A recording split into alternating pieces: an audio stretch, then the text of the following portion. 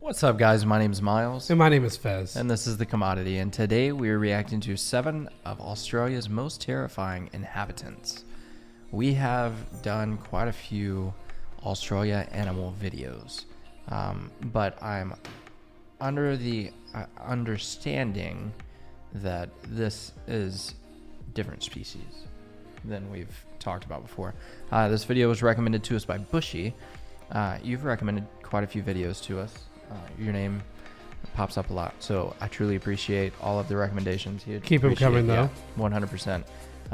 And everybody watching, if you want to recommend a video, click the link in our description. It takes you over to our Discord, and you can throw the links to any of the videos you want us to check out in there.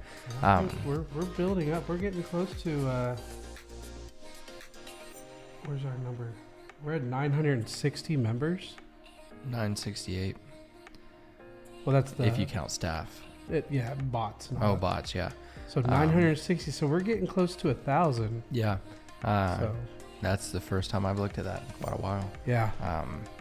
We're not as active on Discord as we should be anymore. It gets really hard. Yeah, I think that I'm going to start changing that. I think I'm going to hop back on Discord and start talking to everybody again and interacting with everybody.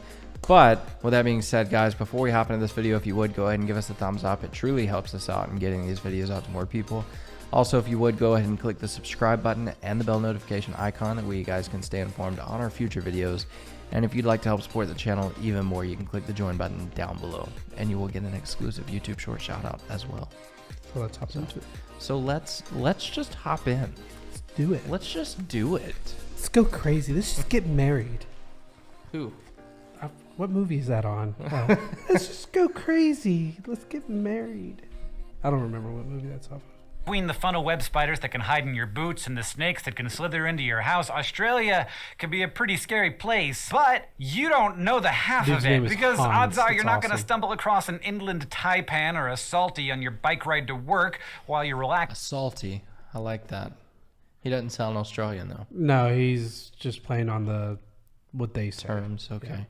At the beach or while you're out hiking with your friends. And that's exactly where you'll find the terrors on this list. Turns out there are plenty of horrifying plants and animals living in Australia, even when the usual suspects are excluded. So we've rounded up 7 that you might want to keep in mind if you're going to spend a lot of time down under. They have the wolf spider, right? That's like the size of a house. Well, we have wolf spiders. Well, then what do they have? They have one that's like really big. If you hang out in the suburbs along the coasts of Queensland, New South Wales, or southern Western Australia during spring, you might meet an Australian magpie. You could just be walking or biking along, minding your own business, when one of these 40-centimeter long black and white birds swoops in out of nowhere. It might even grab onto your shirt with its sharp claws and start stabbing rapidly at your eyes like it's a scene from Hitchcock's The Birds. But this is not a movie. This is a real thing that happens in real life to real people, and it happens a lot. In 2017, there were more than 3,200 attacks and 520 injuries from magpies in Australia. Okay, so one reason that Australians do actually need guns. So I've seen, so the videos that we've seen, we've had comments, and even the guy that we watch, what's his name, the vulgar guy. Oh yeah, I know who you're talking about. The beard guy. He'll be like, your doppelganger. He'll be like, this never happens. Yeah. Are those like pretty accurate numbers? Has it happened to you? If it's happened to you, no lies. Why are these birds so mean? Why are they mad all the time? Birds are highly territorial, and their aggressive swoops are their way of defending their chicks. But we did have birds at Toyota in the parking lot. Yeah. I don't know if you remember those birds. Yeah. But I've encountered those birds, yeah. They live on the ground. Yeah, these birds nest on the ground. And so when you walk up to them, like they'll start hissing at you and put like their wings coming at you, but they won't attack you. Like they go, like, you know, the little dinosaur from Jurassic Park where it's got the little the cute ones that turn ugly. But less than 15% of magpie attack kill people. Less than 15%. So 10% die. Less than 15% of magpies attack people, usually ones with none of it says kills. Oh, where the hell are you getting killed? I read the whole thing like 5 times trying to find kills. I don't know why I read that. I read, but less than 15% of magpies deaths occur, and I don't know how I got that out of attack people. What? I'm an idiot. Yes, I agree. And that's because human attacks are actually a learned behavior, the product of a sharp mind that likely arose because the birds are really social. Scientists have found that magpies who live in big groups do better on problem-solving tests and have more of their eggs hatch, showing that brain power is linked to their reproductive success. And that might be because that brain power allows them to learn things like how to hurt a human. Magpies can even remember faces and attack the same people over and over again each season, and these are birds that can live for 20 plus years. So just expect decades of this. Human attacks do seem to be on the rise as well, which is probably because they work.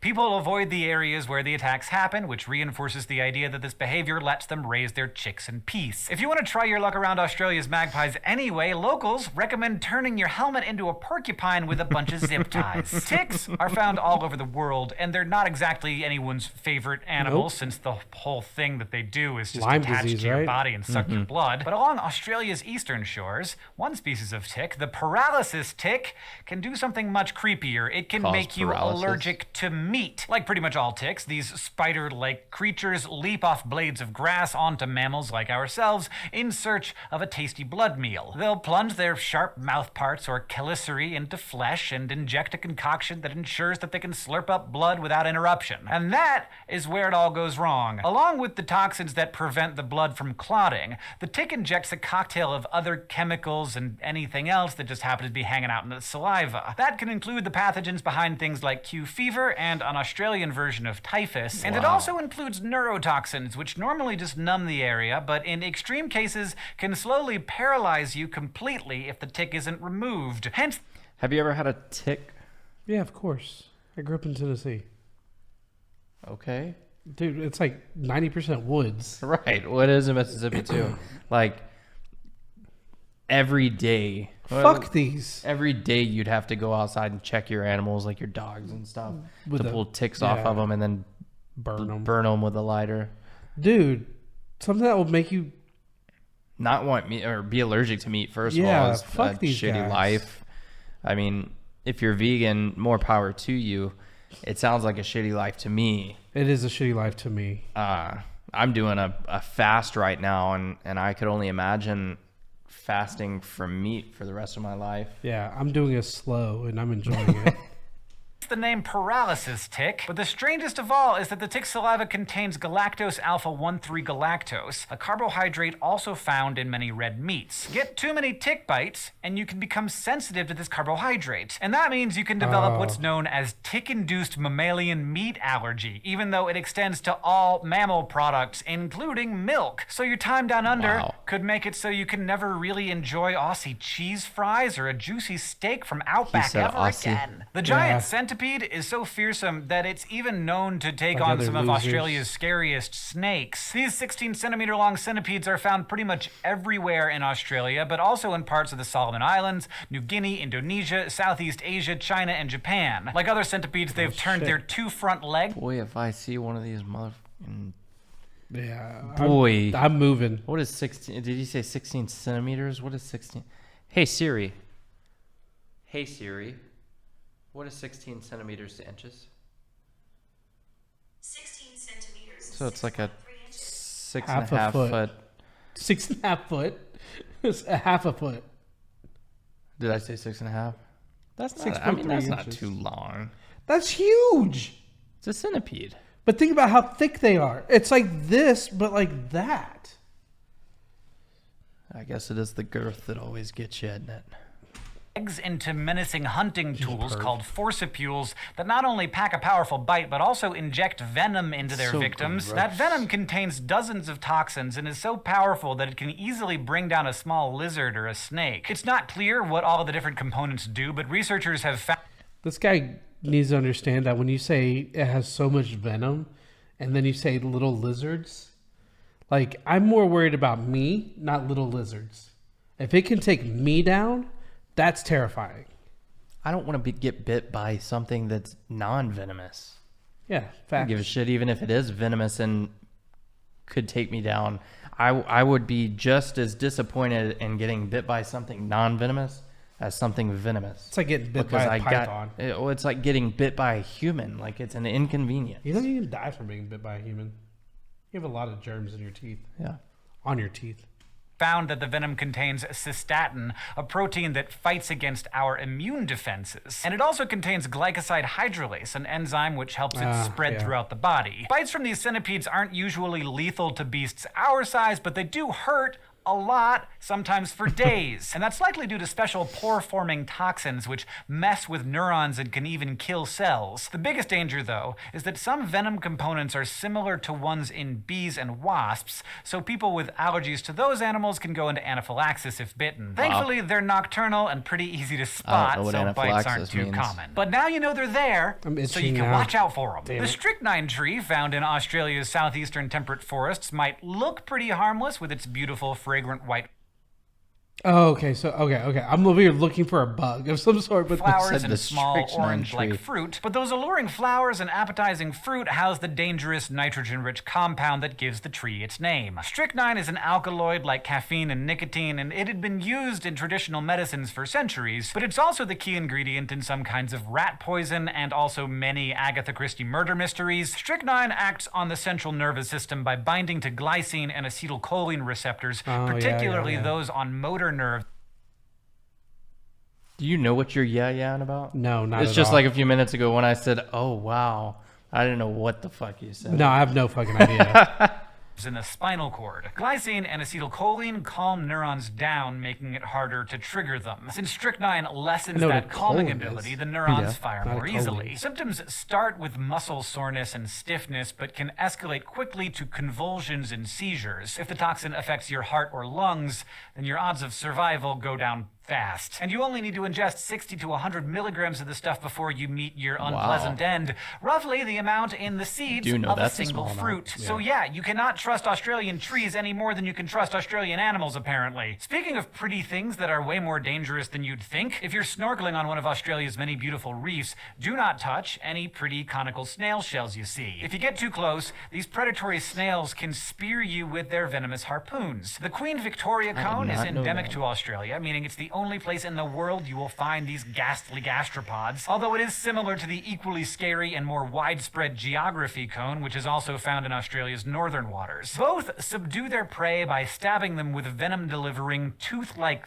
things called radulas. Cone snail venoms contain dozens of different conotoxins, short chains of amino acids that can mess with neuronal signaling in different ways, ultimately paralyzing their victims. These potent venoms allow these snails, which, as you might expect, aren't exactly known for their speed, to feed on animals that might otherwise outpace them. Some species even take down fish. If you are unfortunate enough to tread on one of these snails, you might just feel like a bee-like sting at first. Then, the stung area may go numb and turn blue due to lack of blood flow.